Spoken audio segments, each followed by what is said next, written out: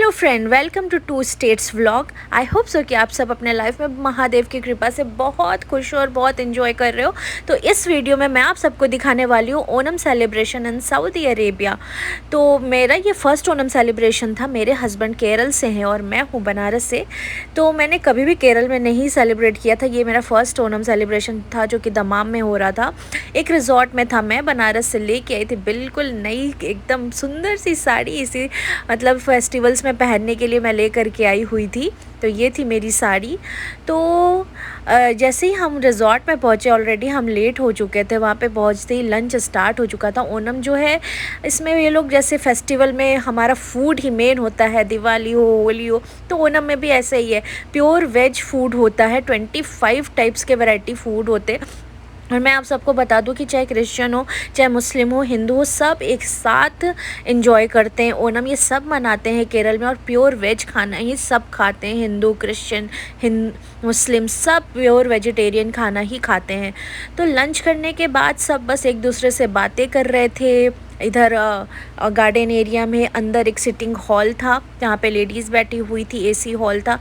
तो यहाँ Saudi Arabia की 49-50 डिग्री सेल्सियस में भी सब गार्डन एरिया में आराम से बैठे हुए थे, मज़े से, जैसे कि केरल में ही बैठे हैं ऐसे सब बैठ करके एंजॉय कर रहे थे। और सच में गर्मी नहीं लग रही थी।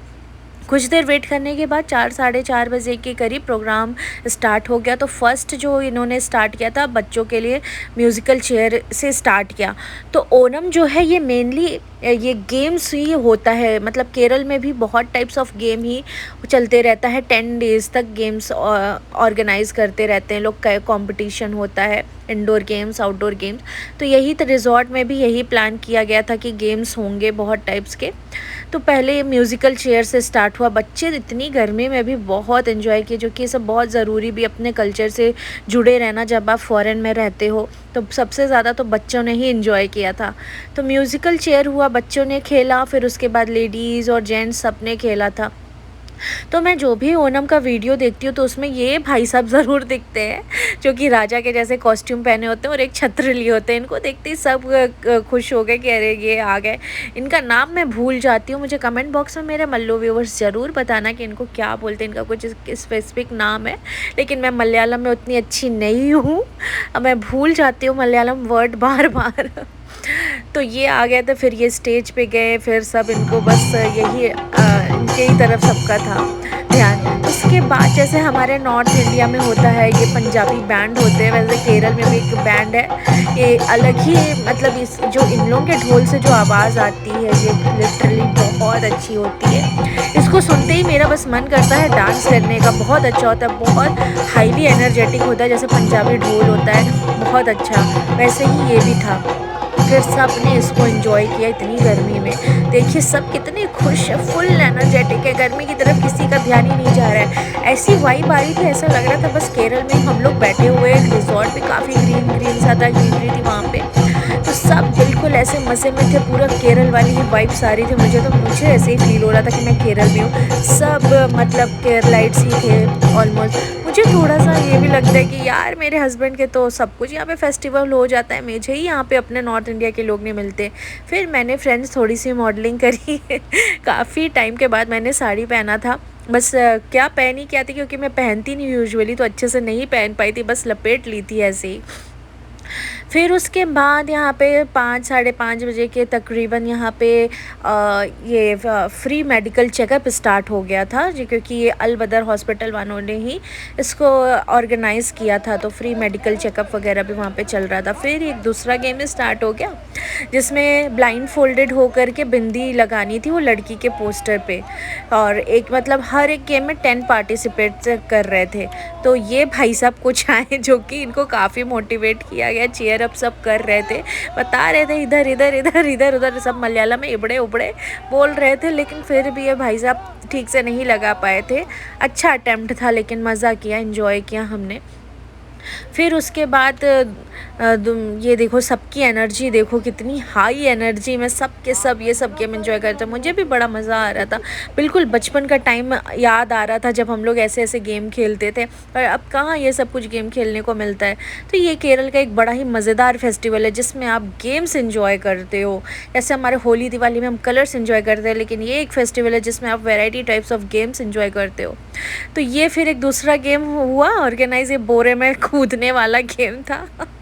इसमें भी लेडीज़ ने भी पार्टिसिपेट किया, जेंट्स ने भी पार्टिसिपेट किया था। फिर उसके बाद फिर करेला ईटिंग चैलेंज था। मैंने सोचा चलो इसमें मैं भी पार्टिसिपेट करती हूँ। तो करेला खाना था, जो सबसे पहले करेला ख़त्म करता वो जीत जाता। 1 मिनट में एक करेला सबको खाना था। मेरे से जितना फास्ट हो सकता था उतनी जल्दी जल्दी मैं खा रही थी। इतना कड़वा करेला था और सब बड़े मज़े से खाए जा रहे थे, जैसे कि उनको करेला नहीं बस खीरा दे दिया गया है। कड़वा तो लग ही नहीं रहा था। और ये भाई साहब को देख करके तो मुझे लग रहा था कि इनका तो सबसे फेवरेट स्नैक करेला ही, और ये डेली खाते हैं। जिस तरह से खा रहे थे इनको देख के तो मुझे लग रहा था मैं तो शायद ही अभी जीतूंगी, इतने मज़े में ये खा रहा है। और एट लास्ट वही हुआ। 1 मिनट के बाद जब 1 मिनट का टाइम अप हुआ तो किसी ने भी करेला फिनिश नहीं किया था। तो जिसके हाथ में सबसे छोटा पीस बचा हुआ था, सबसे कम था, वही जीता था। तो मेरी फ्रेंड जीत गई थी ये कंपटीशन। वो बहुत फास्ट खा रही थी और वो काफ़ी टाइम कंपटीशन में पार्टिसिपेट भी कर चुकी है। फिर उसके बाद एक और दूसरा मज़ेदार गेम स्टार्ट हुआ जिसमें कि एक मटकी लटकी हुई थी, उसको फोड़ना था ब्लाइंड फोल्ड हो करके। तो फिर ये भाई साहब ने स्टार्ट किया। उसके बाद मैं तो सोच रही थी यार ब्लाइंड फोल्ड है, ये कैसे मारेगा, लेकिन हाँ अच्छा अटेम्प्ट किया था। और ये सब एक्टिविटीज़ में ना सच में बहुत मज़ा आ रहा था। मतलब ये सब अब गेम्स नॉट में कहाँ कोई खेलता है, जब छोटे थे तब। और अब तो मोबाइल का ज़माना आ गया, अब के जनरेशन ये सब गेम्स के मज़े कहाँ ही जानते हैं। ये देखो इन्होंने सबको तीन अटेम्प्ट करना था, बस 3 अटेम्प्ट में जो अगर नहीं कर पाया तो बस आउट। लास्ट में जो बंदा जीता था उसने काफ़ी अच्छा मारा था। वो दूसरे अटैम्प्ट में उसने मार दिया था, मटकी फोड़ दिया था। लेकिन आई एम सॉरी गाइस, वो क्लिप मैं रिकॉर्ड नहीं कर पाई, उस टाइम पे मैं चाय पीने में बिजी थी। फिर ये रहे मेरे हस्बैंड, ये जहाँ भी जाते हैं इनको अपने शहर के लोग मिल जाते हैं। इनको दमाम में भी अपने एरिया के बहुत से लोग मिल जाते हैं, यहाँ पे भी इनको कोई मिल गया था अपने एरिया से। फिर ये जिसने करेला ईटिंग में एकदम खाया था, कचर कचर खीरे जैसा ये खा रहे थे, फिर इनकी बारी थी। ये फिर खेलने वाले थे। ये लोग पता नहीं फिर ये क्या कर रहे थे। इस गेम में भी इनकी एनर्जी भाई साहब बहुत हाई थी। ये बहुत अच्छे से इसमें भी फुल ऑन एनर्जेटिक थे। मुझे तो लगा कि बस अब यही जीत जाएंगे, लेकिन नहीं। इन्होंने डंडा ही कहीं दूर फेंक दिया था। अच्छा हुआ किसी को लगा नहीं। इतने एनर्जी में थे कि मटकी फोड़ने वाले थे और जोश में डंडा ही कहीं दूर चला गया, स्टेज के पास चला गया था। लेकिन फिर ये भी नहीं जीत पाए थे। 3 अटैम्प्ट था जिसमें फर्स्ट में तो डंडा स्टेज पे ही सीधा चला गया ट्रॉफी लेने, और दूसरे तीसरे अटैम्प्ट में ये नहीं जीत पाए थे। तो ये था। उसके बाद स्टेज प्रोग्राम हुए, सिंगिंग, डांस, ये सब हुआ। लेकिन हम लोग को वो सब देखने में इंटरेस्ट नहीं था। फिर हम लोग थोड़ा सा एग्जॉस्टेड भी हो गए थे, फिर हम लोग निकल गए थे।